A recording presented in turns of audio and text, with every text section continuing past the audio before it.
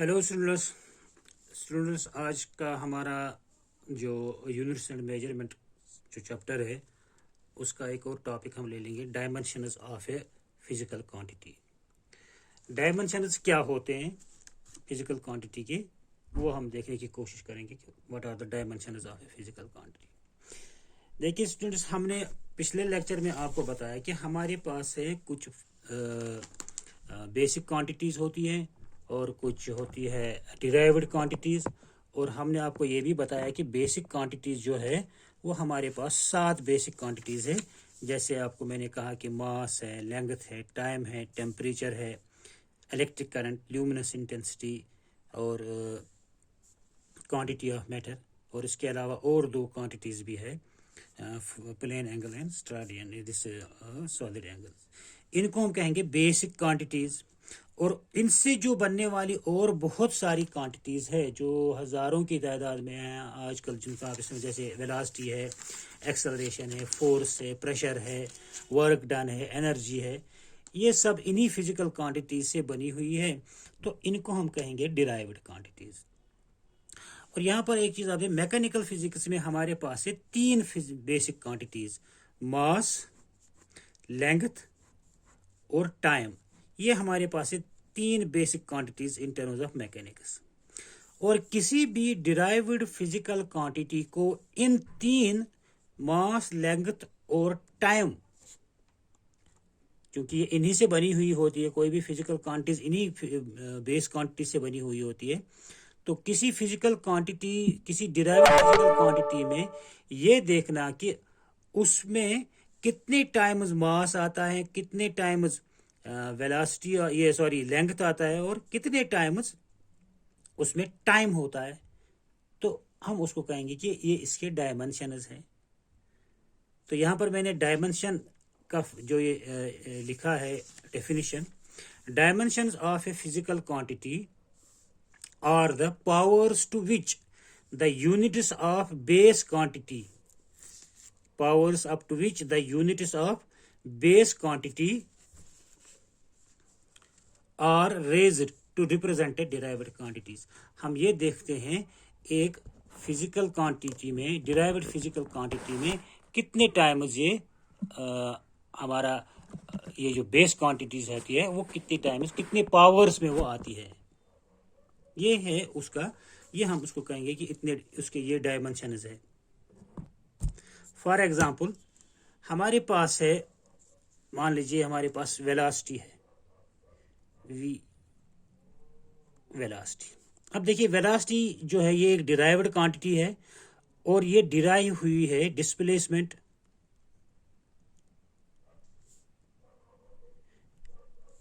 And time से। Displacement divide by time, it is velocity. अब देखिए इसका डायमेंशन क्या हो गए, हम लिखेंगे वेलोसिटी इज इक्वल टू, यहाँ पर एक और चीज़ याद रखें आप, इससे पहले कि कुछ और चीज़ें मैं बताऊँ आपको। जैसे मैंने आपको कहा कि हमें ये किसी अगर डिराइव्ड फिजिकल क्वांटिटी के हमें डायमेंशंस बताने हैं, तो हमें बताने हैं कि उसमें कितने टाइम्स मास आता है, कितने टाइम्स, कितने रेज पावर लेंथ आता है और कितने रेज पावर टाइम आता है। उन तीनों क्वांटिटीज़ में किसी डिराइव्ड फिजिकल क्वांटिटी को हम जब रिप्रेजेंट करेंगे तो हम उसके डायमेंशंस हो गए। अगर हम देखेंगे, हमें देखना है कि उसमें कितने टाइम्स मास आता है, तो उस मास को हम कैपिटल एम से रिप्रेजेंट करेंगे, दिस इज द मास। अगर लेंथ को देखना है कि length is represented by L, capital L, और time is represented by capital T. तो ये मास के लिए है, ये एल जो है कैपिटल एल, ये लेंथ के लिए है। यहाँ पर आप याद रखिए ये इनके सिंबल्स नहीं है मास के, सॉरी ये सिंबल्स है मास के, मास का यूनिट्स नहीं है ये। जैसे यूनिट हमारा स्मॉल एम होता है इसका मीटर का, वो ये नहीं है। या लेंथ का होता है मीटर सॉरी लेंथ का होता है यूनिट मीटर, उसको हम करते हैं स्मॉल एम से रिप्रेजेंट, ये वो वाला नहीं है। और मास का यूनिट होता है किलोग्राम, और उसको हम रिप्रेजेंट करते हैं केजी से। ये यहाँ पर ये वो नहीं है, ये mass, M for mass, capital M, capital L for length और कैपिटल टी फॉर टाइम। किसी भी फिजिकल क्वांटिटी को अगर आप देखना चाहेंगे कि उसके डायमेंशंस है कितने हैं, क्या उसके डायमेंशंस है, तो आपको ये देखना है कि उसमें ये कैपिटल एम यानी कि मास कितने टाइम्स आता है, कितने पावर्स में आता है, ये कैपिटल एल यानी कि लेंथ उसमें कितने टाइम्स में आता है, और एक कैपिटल टी उसमें कितने टाइम्स में आता है। जैसे मैं अभी आपको बताता हूँ कि वेलोसिटी जो है it is displacement by time. Displace जो है ये डिस्प्लेसमेंट जो है ये लेंथ है, यहाँ से यहाँ तक कितना डिस्प्लेसमेंट है, यहाँ से यहाँ तक कितना डिस्प्लेसमेंट है, तो एक्चुअली ये डिस्प्लेसमेंट क्या है, लेंथ है, या डिस्टेंस जो है ये लेंथ है। तो ये डिस्प्लेसमेंट, तो आप डिस्प्लेसमेंट को किस से रिप्रेजेंट करेंगे, यहाँ पर मैंने कहा लेंथ है तो लेंथ को एल से रिप्रेजेंट कर रहे हैं, तो ऊपर इसके एल आ गया, और फिर नीचे डिवाइड बाय टाइम, टाइम को रिप्रेजेंट किया जाता है टी से, तो हम इसको ऐसे लिख सकते हैं velocity is equal to length by time. हम इसको और सिंपल करेंगे, velocity is equal to length, one times length है, इसके ऊपर पावर कितना है, वन डायमेंशन, और टाइम को ऊपर जब ले लेंगे डिवीजन से मल्टीप्लाई करेंगे तो इसका -1 टाइम आएगा, -1। तो ये बन जाएगा आपकी वेलोसिटी के डायमेंशनल फार्मूला। अगर यहां पर आप देख लेंगे वेलोसिटी का डायमेंशनल फार्मूला है L1 टाइम्स T-1 टाइम्स, तो ये इसका डायमेंशनल फार्मूला बन जाएगा। इससे आपको पता चलेगा कि वेलोसिटी में जो है वन डायमेंशन है किसका, लेंथ का, और -1 डायमेंशन है किसका, टाइम का। तो ये इस तरह से एक इक्वेशन लिखेंगे हम, वेलोसिटी ब्रैकेट्स में इज इक्वल टू ब्रैकेट्स में L1 टाइम्स T-1 टाइम्स, तो ये बन जाएगा डायमेंशनल इक्वेशन। इसको हम कहते हैं डायमेंशनल इक्वेशन फॉर वेलोसिटी। तो इसमें आप देख लेंगे ये जो है ना L1 टाइम्स और T-1 टाइम्स, ये इसका बन गया dimensions of velocity, dimensional formula for velocity, dimensional formula for velocity. तो वेलोसिटी का डायमेंशनल फार्मूला ये है, वेलोसिटी की dimensional equation v is equal to L1 dimension T-1 dimension, तो ये है। अब मैंने आपको कहा था कि हमें ये तीनों में देखना है कि इस वेलोसिटी में या किसी और फिजिकल क्वांटिटी में कितने टाइम्स में 1 आता है, कितने रेज पावर 1 आता है, सॉरी कितने रेज पावर m आता है, कितने रेज पावर l आता है, कितने रेज पावर t आता है। यहाँ पर हमें वेलोसिटी के केस में m जो है वो है ही नहीं कहीं, तो अगर हम इसको ऐसे लिखेंगे m raise power 0, l raise power 1, t raise power -1, तो ये हो गया वेलोसिटी के डायमेंशंस। देखिए 1m जो है ये 0 टाइम्स है, l जो है ये 1 डायमेंशंस में है, और t जो टाइम जो है ये है इसका -1 डायमेंशंस में। तो ये हो गए आपके, इस तरह से हम किसी भी फिजिकल क्वांटिटी को इन तीन मास, लेंथ और टाइम के टर्म्स में रिप्रेजेंट करते हैं। तो जब हम इनको इन मास, तीन बेसिक क्वांटिटीज में रिप्रेजेंट करते हैं तो हम कहेंगे dimensions of the physical quantity. तो ये dimensions of the physical quantity velocity के। इसी तरह से आप दूसरा कोई फिजिकल क्वांटिटी ले लीजिए, डिराइव्ड फिजिकल क्वांटिटी, उसके डायमेंशंस कितने होंगे, उसमें कितने डायमेंशन, कितने टाइम्स m होगा, कितने टाइम्स l होगा, और कितने टाइम्स t होगा। जरा देख लीजिए एक और फिजिकल क्वांटिटी एक्सेलरेशन। एक्सेलरेशन को रिप्रेजेंट किया जाता है a से, और अब जरा देखिए a का फार्मूला क्या बन जाएगा, एक्सेलरेशन का फार्मूला किसके बराबर है, it is velocity divide by time. अब वेलोसिटी के डायमेंशंस क्या है, ये तो आप अभी अभी आपने निकाले हैं, तो हम इसको लिखेंगे m0 L1 t raise power -1, ये हो गया वेलोसिटी के डायमेंशंस, डिवाइड बाय टाइम के डायमेंशंस, टाइम है 1।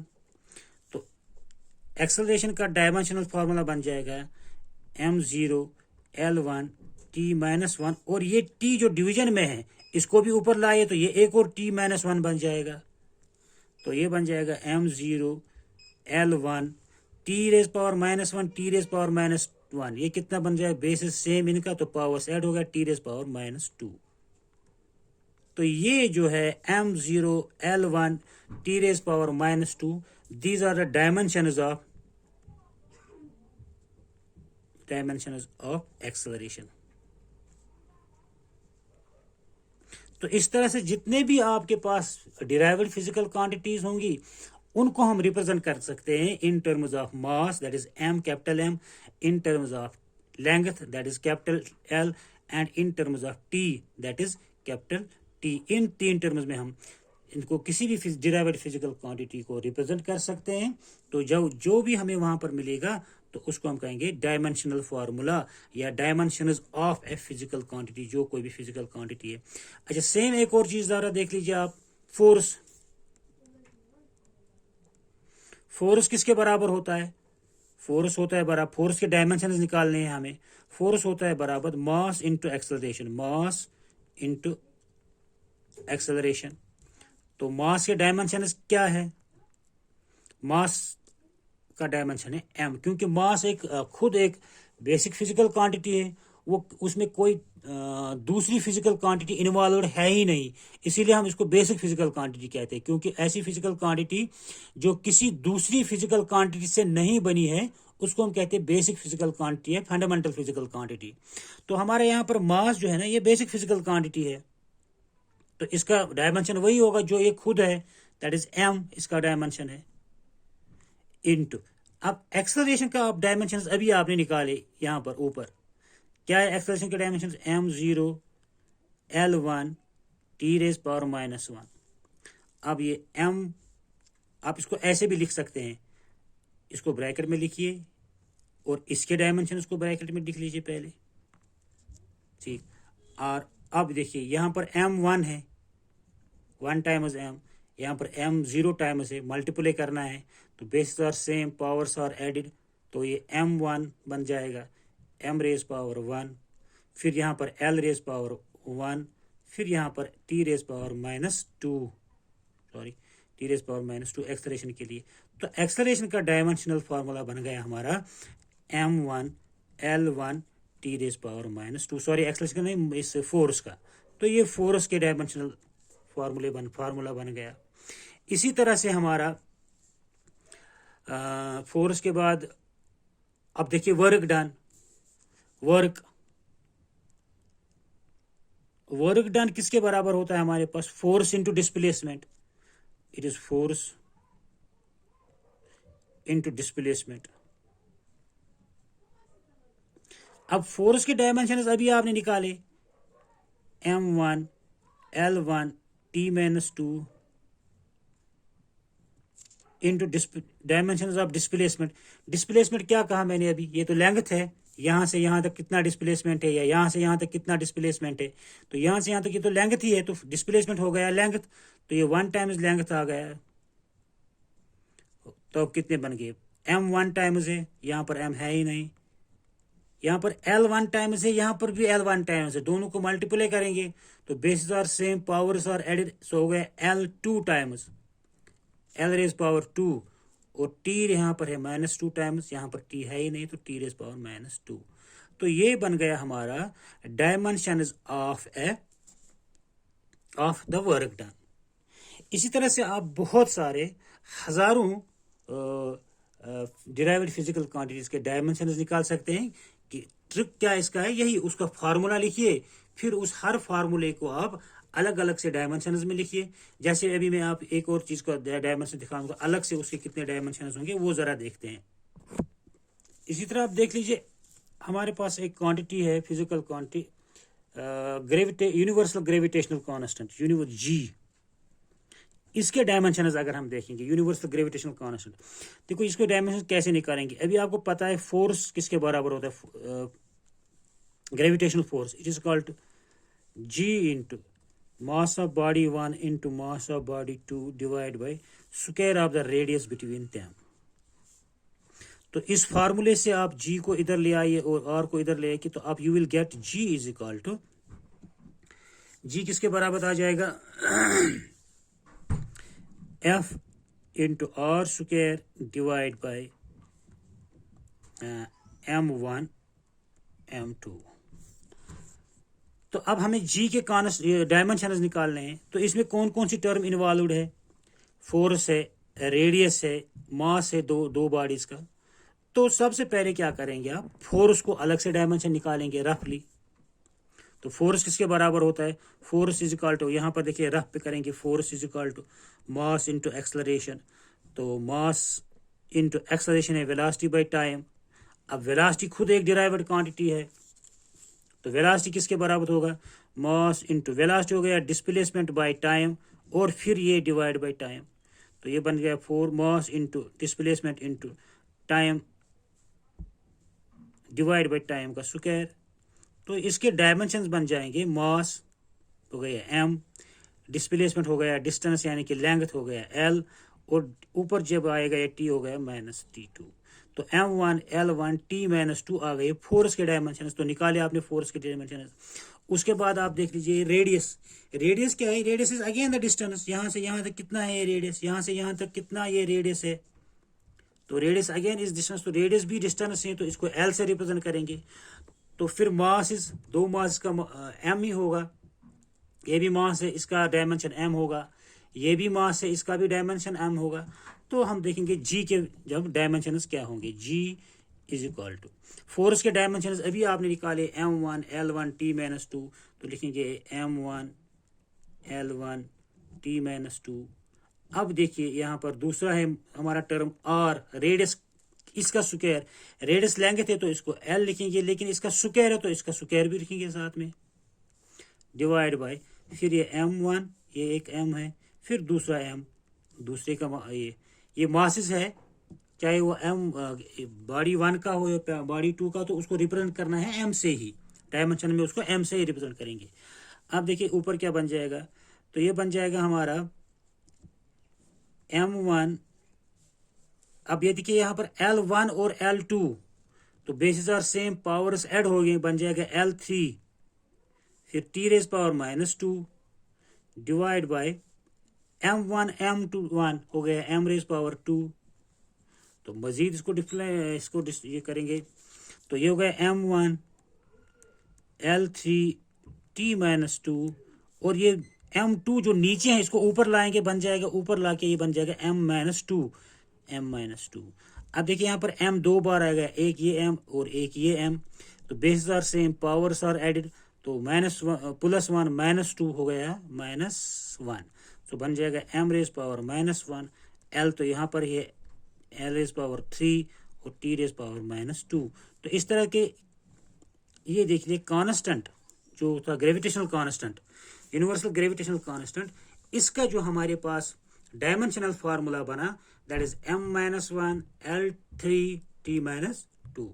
तो इस तरह से अगर आपके किसी भी फिजिकल क्वांटिटी के उसके जो अगर आपके पास उसका फार्मूला पता है, उसके यूनिट्स पता है, तो आप उसका डायमेंशन कैलकुलेट कर सकते हैं। यहाँ पर एक और चीज मैं आपको बता दूं, हमारे पास कुछ कांस्टेंट्स होते हैं जिनके डायमेंशंस होते हैं। जैसे हमारे पास ये है g, ये एक कांस्टेंट है, इसके डायमेंशंस है। इस तरह से हमारे पास प्लैंक्स कांस्टेंट होगा, उसके भी डायमेंशंस है। तो ऐसे कांस्टेंट्स जिनके डायमेंशंस होते हैं उनको कहते हैं dimensional constants. The constants which do have dimensions are called dimensional, D-I-M-E-N-S-I-O-N-A-L, dimensional constants। और ऐसे कांस्टेंट्स जिनके डायमेंशंस नहीं होते हैं, जैसे हमारे पास है पाई, जो आप लेते हो पाई, उसके डायमेंशंस नहीं है, उनको कहते हैं डायमेंशनलेस कांस्टेंट्स। सो ऐसे dimensions which do not have dimensions are called dimensionless constants. इसी तरह से हमारे पास कुछ फिजिकल क्वांटिटीज ऐसी है जिनके डायमेंशंस होते हैं, जैसे बहुत सारे अभी हमने speed, velocity, acceleration, force, work, इनके डायमेंशंस होते हैं, तो उनको कहते हैं, ये वेरिएबल क्वांटिटीज हो सकती है, इनको हम कहेंगे डायमेंशनल क्वांटिटीज। और ऐसे फिजिकल क्वांटिटीज भी है जिनके हमारे पास डायमेंशंस नहीं है। जैसे एक क्वांटिटी पढ़ोगे आप स्ट्रेन, स्ट्रेन उसके डायमेंशंस नहीं है। इसी तरह से आपके पास है एंगल,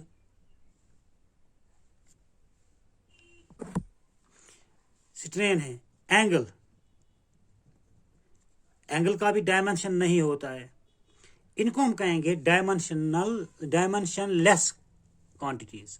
ऐसे फिजिकल क्वांटिटीज जिनके डायमेंशंस होते हैं उनको कहते हैं डायमेंशनल फिजिकल क्वांटिटीज, और ऐसे फिजिकल क्वांटिटीज जिनके डायमेंशंस नहीं होते उनको कहते हैं डायमेंशन लेस फिजिकल क्वांटिटीज। और इस डायमेंशंस पर हम अगला टॉपिक पे आगे बात करेंगे। तब तक के लिए शुक्रिया।